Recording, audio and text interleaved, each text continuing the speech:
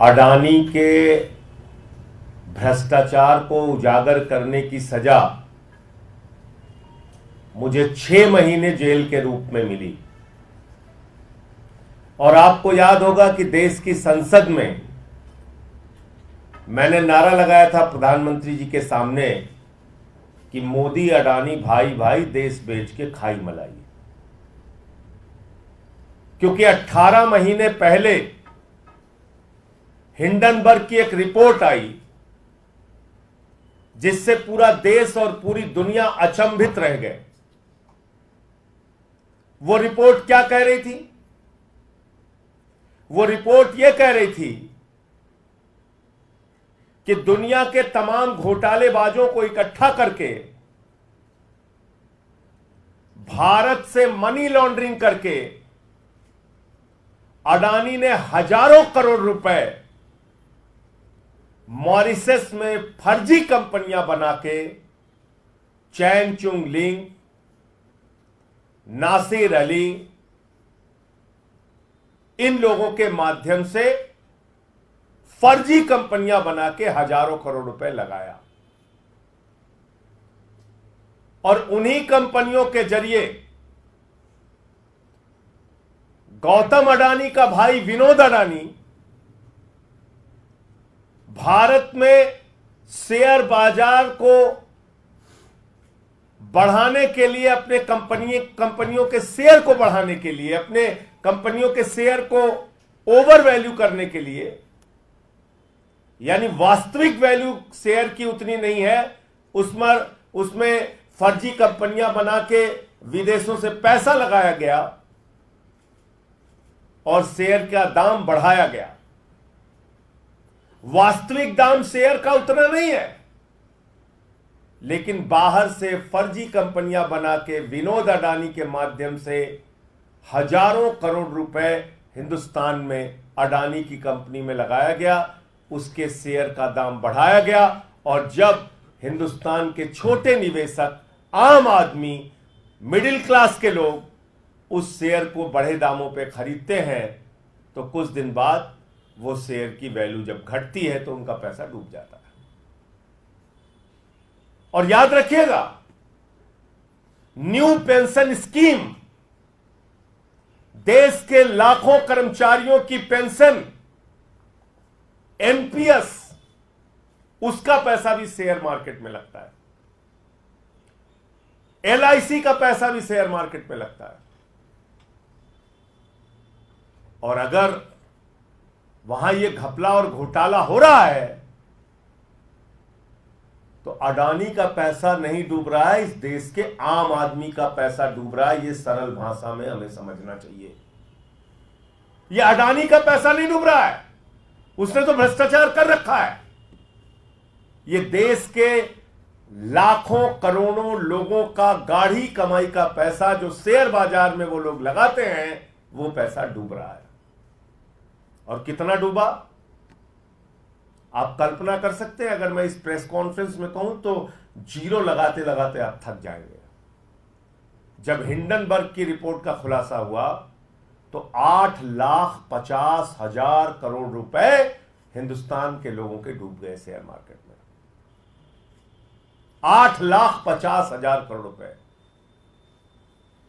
मैंने तब मांग की थी बहुत जोर शोर से कि जेपीसी बनाओ, जेपीसी बनाओ, पूरे मामले की जांच कराओ, सच्चाई तक जाओ। इस देश के लोगों का पैसा डूब रहा है। अडानी ने फर्जी कंपनियां विदेशों में बना के अपनी कंपनियों के शेयर बढ़ाए हैं, उसके दाम बढ़ाए हैं, पैसा गलत ढंग से लगाया गया। खुलेआम ये मनी लॉन्ड्रिंग का मामला है, भ्रष्टाचार का मामला है।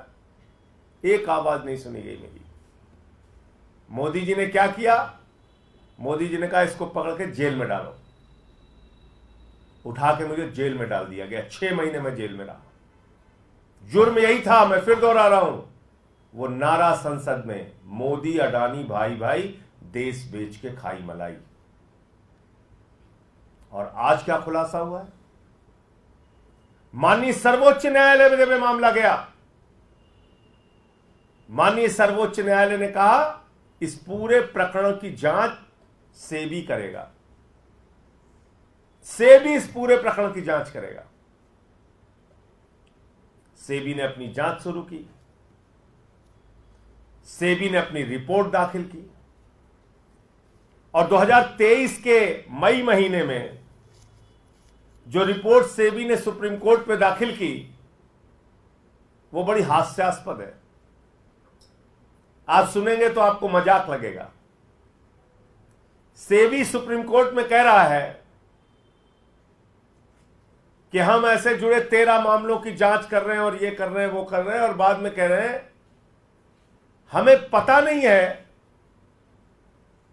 कि कहां तक ये जांच जाएगी, ये एक दिशाहीन जांच है।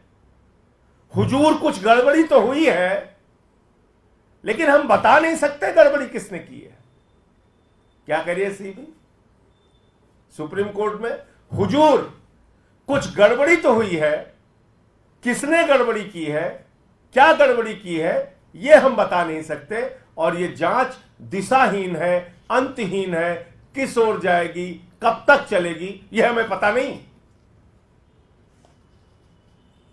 तो क्यों बोला सेबी ने? सेबी अध्यक्ष ने क्यों बोला ये? इसका खुलासा कल हिंडनबर्ग की नई रिपोर्ट में हुआ है। और वो क्या कहती है नई रिपोर्ट? कि सेबी की अध्यक्ष माधवीपुरी बुच और उनके पति धवल बुच ने लगभग $10 मिलियन उन्हीं फर्जी कंपनियों में लगाए हैं, उन्हीं फंड्स में लगाए हैं जिसकी इनको जांच करनी थी। यानी जिस भ्रष्टाचार के मामले की जांच सेबी अध्यक्ष को करनी थी वहीं पर इनका पैसा लगा हुआ है, वहीं पे इनका इन्वेस्टमेंट हुआ है लगभग $10 मिलियन। और ये एक विसिल ब्लोअर के माध्यम से इस बात का खुलासा हुआ। आप मुझे बताइए,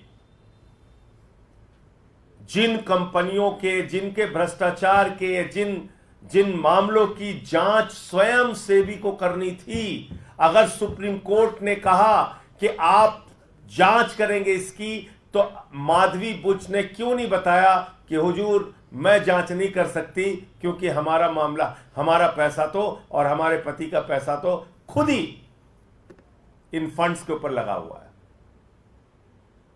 जिसको विनोद अडानी मैनेज करता है, जिसके जरिए हिंदुस्तान के आम आदमी को लूटा जाता है, जिसके जरिए हिंदुस्तान के आम लोगों का लाखों करोड़ रुपए का उनको चूना लगाया जाता है। फिर मैं फिर दोहरा दूं, 8,50,000 करोड़ रुपए शेयर बाजार में 18 महीने पहले इस देश की जनता के डूबे थे, भूलिएगा नहीं। और तब मैंने चिल्ला चिल्ला के कहा था कि यह बहुत बड़ा भ्रष्टाचार है, जेपीसी से इसकी जांच कराओ। और तब मेरी एक नहीं सुनी गई, बल्कि उल्टा मोदी जी ने उठा के हमको जेल में भेज दिया।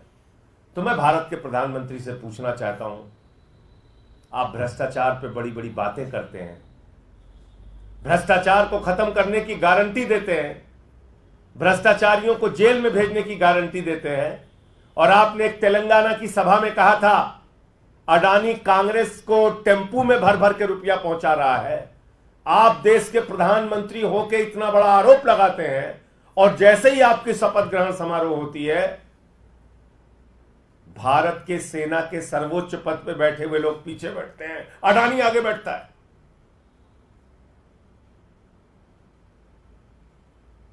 यह आपकी असलियत है प्रधानमंत्री जी। इसलिए अडानी का घोटाला यह अडानी का घोटाला नहीं है, यह भारत के प्रधानमंत्री नरेंद्र मोदी का घोटाला है, यह भारतीय जनता पार्टी का घोटाला है, जिसने पूरा देश अपने दोस्त के हवाले कर दिया। हिंदुस्तान के एयरपोर्ट की जमीन, हिंदुस्तान के सारे, लगभग सारे एयरपोर्ट एक एक करके अडानी को दिए जा रहे हैं। रेल अडानी को, सेल अडानी को, कोयला की खदान अडानी को, गैस अडानी को, पानी अडानी को, बिजली अडानी को, सड़क अडानी को, सीपोर्ट अडानी को, सब कुछ आप एक व्यक्ति के नाम नीलाम करने जा रहे हैं। और आपने प्रभु श्री राम को भी नहीं बख्शा,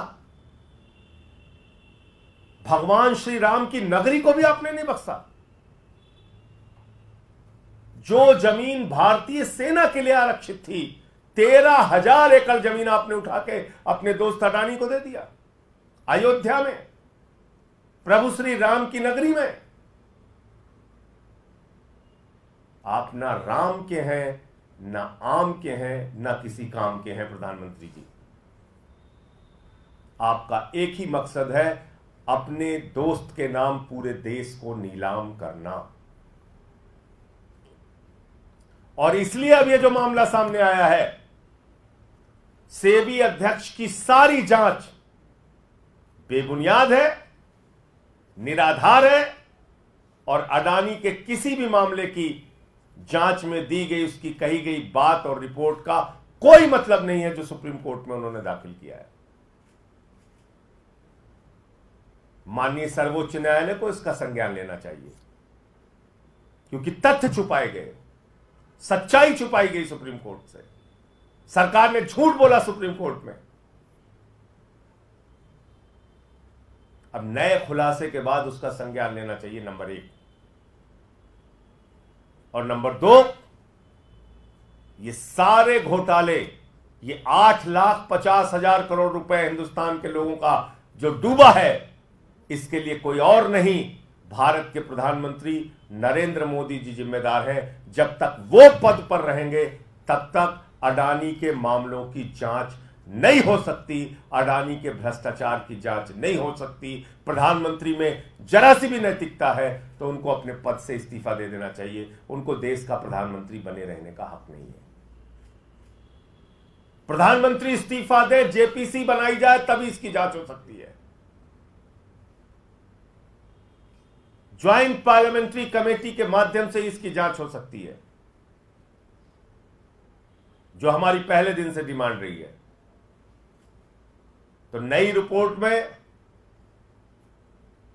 एक पहले तो बात आई थी, इनके एक श्रॉफ करके है, वो समधी है, सेबी के अधिकारी। दूसरा मामला आया, सेबी का अध्यक्ष खुद ही फंड में पैसे लगाए हुए हैं। तो इसलिए मुझे इतनी बात कहनी थी